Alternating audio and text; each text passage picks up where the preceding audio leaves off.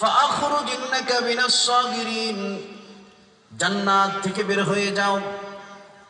ফাখরুজ, বের হও, ইন্নাকা মিনাস সাগিরিন, তুমি ক্ষতিগ্রস্তের অন্তর্ভুক্ত হয়ে গেলাম। নিজেকে বড় মনে করেছিল ইবলিস জান্নাতের মধ্যে বসে। আল্লাহ রব্বুল আলামিনের সাথে এই কথোপকথন হচ্ছিল জান্নাতের মধ্যে। আল্লাহ রব্বুল আলামিন অহংকার করার কারণে, তাকব্বরি করার কারণে ইবলিসকে হাজার হাজার কোটি কোটি বছর আগে জান্নাত থেকে বিতাড়িত করে দিয়েছিলেন। আর বিংশ শতাব্দীতে যারা অহংকার করেছিল, যারা তাকব্বরি করেছিল, যারা ক্ষমতায় থাকতে চেয়েছিল, আল্লাহ রাব্বুল আলামিন ক্ষমতার মসনসকে তছনছ করে দিয়ে পালাতে যাওয়ার সাহায্য আল্লাহ করেন নাই। অতএব অহংকার করবেন আনা খায়র। মনে আছে না ঘটনা? ও মুসা, তুমি কেন নিজেকে জ্ঞানী মনে করলে? কেন তুমি নিজেকে বড় মনে করলে? একজন নবী, আল্লাহু আকবার, আল্লাহ তাআলার সাথে যার কথাবার্তা হয় দৈনিক, তাকেও আল্লাহ তাআলা ছাড় দেননি এই প্রশ্নে নিজেকে বড় মনে করার কারণে। আল্লাহ বললেন, মুসা তুমি নিজেকে কেন বড় মনে করলে? কেন নিজেকে জ্ঞানী মনে করলে? তোমার চাইতে একজন জ্ঞানী ব্যক্তি পৃথিবীতে আমি সৃষ্টি করে রেখেছি। মুসা আলাইহিস সালাম বললেন, আল্লাহ, আমার চাইতে যেহেতু জ্ঞানী ব্যক্তি আছে, তাহলে আমি তার কাছে যেতে চাই। আমি সেই জ্ঞান থেকে, আমার কাছে যেই জ্ঞান নাই, আমি সেই ব্যক্তির কাছ থেকে গিয়ে আমি জ্ঞান নিতে চাই। আল্লাহ রব্বুল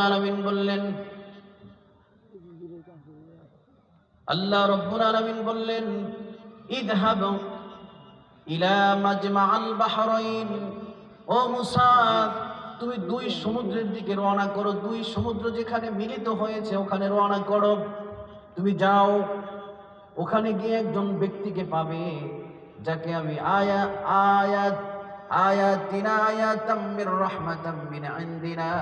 যাকে আমার পক্ষ থেকে আমি জ্ঞান দিয়েছিলাম, ওই ব্যক্তির কাছে তুমি যাও।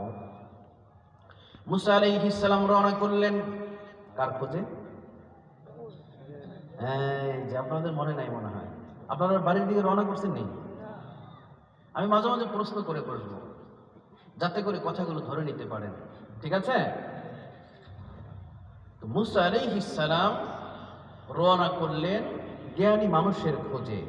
আল্লাহ তাআলা বললেন যে তুমি যেখানে দুই সমুদ্র মিলিত হয়েছে, একত্রিত হয়েছে, তুমি এই দিকে সফর করো, যেতে থাকো। সাথে একটা মাছ ভাজি করে নাও।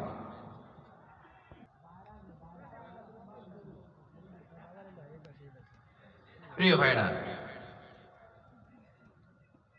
তুমি একটি মাছ ভাজি করে নাও, ভালো করে ফ্রাই করে তুমি মাছটাকে ব্যাগের মধ্যে নিয়ে রওনা করো।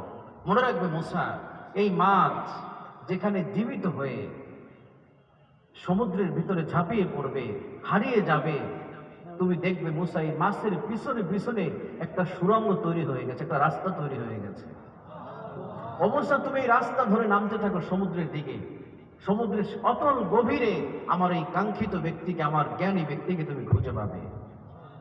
তো মুসা আলাইহিস সালাম রওনা করলেন, সাথে নিলেন ভাজা মাছ। ব্যাগ বহন করার জন্য একদম সফর সঙ্গী লাগে না আমার ভোলার ভাইরা? সফর সঙ্গী হিসাবে তিনি নিলেন তারই ভাগিনা ইউশা ইবনে নুন আলাইহিস সালাম। সম্পর্কে ছিল মুসা আলাইহিস সালামের ভাগিনা। আপনাদের দেশে তো ভাগিনী বলে, তাই না? সিলেটে এই ভাগিনাকে বলে গুট্টিয়া, অর্থাৎ বোনের ছেলেকে আমরা ভাগিনা বলি আমাদের এই অঞ্চলের মানুষ। সিলেটে বলে গুট্টা। তো এক দেশের গালি আর এক দেশের বলি। তা আমি 2010-এর দিকে যখন আমি সর্বপ্রথম সিলেটে মাহফিলে যাই, তো সিলেটের ভাষা অত বুঝি না। তো যেতে যেতে দুপুরে আমার সামনে খাবার নিয়ে আসছে। কিছু তরকারি হলো শুকনা তরকারি, আর কিছু হলো ভেজা তরকারি। এখন বাড়িওয়ালা আমাকে জিজ্ঞেস করতেছে, হুজুর কিতা খাইতা? খাইতা না নিবা? শুকনা গু খাইতা না ভেজা গু খাইতা? তো তো আমি বললাম যে আমি তো ভাষা বুঝি না, বললাম যে ভাইজান আমি তো গু খাইতে সিলেটে আসি নাই। বললো যে হুজুর তাহলে কি কোনো গু খাইতা না? তো ওই ছেলেটা ঢাকা পড়ে, তো বললো যে ওস্তাদ জি আসলে আপনি কি শুকনো তরকারি খাবেন না ভেজা তরকারি খাবেন? আমি বললাম যে অসুবিধা নেই, দুইটাই দেও। তো এক দেশের গালি আর এক দেশের বলি, তো আমাদের দেশে কি বলে ভাগই নাই। জ্ঞানী ব্যক্তির খোঁজে আমার তাফসীর শুনবেন, ওলা ফাকরা আলাই, আল্লাহ অহংকার মাফ করুন। আপনি অন্তত পক্ষে 1 বছর মনে রাখবেন ইনশাআল্লাহ। বলুন ইনশাআল্লাহ। অকর রব্বি জিদনি ইলমা, আল্লাহ আমাদেরকে জ্ঞান বাড়িয়ে দিক, আমরা বলি আমিন। এবার মুসা আলাইহিস সালাম রওনা করলেন জ্ঞানী ব্যক্তির খোঁজে একটা ভাজা মাছ নিয়ে, হুতান, আরবিতে বড় মাছকে বলা হয় হুতান। একটা বড় মাছ নিয়ে সফর সঙ্গীর কাঁধে চাপিয়ে দিয়ে মুসা আলাইহিস সালাম রওনা করলেন। ইযহাবা ইলা মাজমাল বাহরাইন, 2 সমুদ্র যেখানে মিলিত হয়েছে, মুসা আলাইহিস সালাম ওইদিকে সফর করতে লাগলেন। আল্লাহু আকবার। আল্লাহ রাব্বুল আলামিন বলেন, وَإِذْ قَالَ مُوسَى لِفَتَاهُ لَا أَبْرَحُ حَتَّى أَبْلُغَ مَجْمَعَ الْبَحْرَيْنِ أَوْ أُمْضِيَ حُقُبًا। নবী স্মরণ করুন সেই সময়ের কথা যখন মুসা তার ভাগিনাকে বলল, লা আবরাহু, আমরা থামব না, হাত্তা আবলুগা মাজমাআল বাহরাইন, যতক্ষণ পর্যন্ত না আমরা 2 সমুদ্রের মিলনস্থলে না গিয়ে পৌঁছি, আও উমদিয়া হুকবা, অথবা অথবা অনন্তকাল যাব, কিন্তু আমি থামব না যতক্ষণ পর্যন্ত না জ্ঞানী ব্যক্তির দেখা না পাই। তাফসিরে তাবারির মধ্যে, তারিখে তাবারি, ইমাম তাবারি রাহিমাহুল্লাহ বর্ণনা করেন, আও হুকবার ব্যাখ্যা লিখতে গিয়ে বলেন, হুকবা বলা হয় 80 বছরকে 1 হুকবা বলা হয়, যে 80 বছর কিংবা এর বেশি সময় ধরে মুসা আলাইহিস সালাম জ্ঞানী ব্যক্তিকে খুঁজে বের করেছিলেন। আল্লাহু আকবার। আমরা 2 পৃষ্ঠা বিজ্ঞান পড়ি, এদিকে তাকান। কত চমৎকার করে আল্লামা শেখ সাদি বলেছেন, মালুম সহজ হিত, মালুম না সহজ, জানতে গিয়ে এটাই জানিলাম, আসলে কিছুই জানিতে পারিলাম। রবীন্দ্রনাথের কবিতা এভাবে,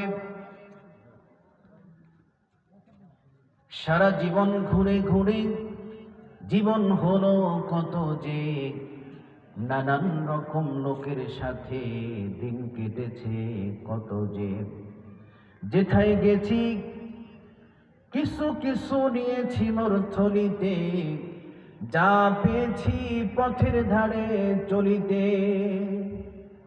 আল্লাহ রাব্বুল আলামিন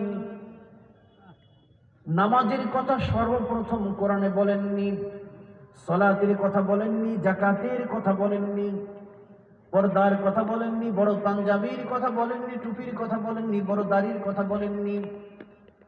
সর্বপ্রথম যে আয়াতটি জাবালে নূরে মুহাম্মদ সাল্লাল্লাহু আলাইহি ওয়াসাল্লামের উপরে জান্নাতি রেশমি চাদরে মুড়িয়ে যে আয়াত অবতীর্ণ করেছেন, 40 দিন পর্যন্ত তাকে প্রস্তুত করছেন। আল্লাহু আকবার বলুন। 40 দিন পর্যন্ত তাকে প্রস্তুত করছেন, কিছু একটা আসবে তার কাছে, কিছু একটা অবতীর্ণ হবেন, ফাআনজালাল্লাহু, আল্লাহর পক্ষ থেকে কিছু একটা নাজিল করবেন, কিছু একটা দিবেন।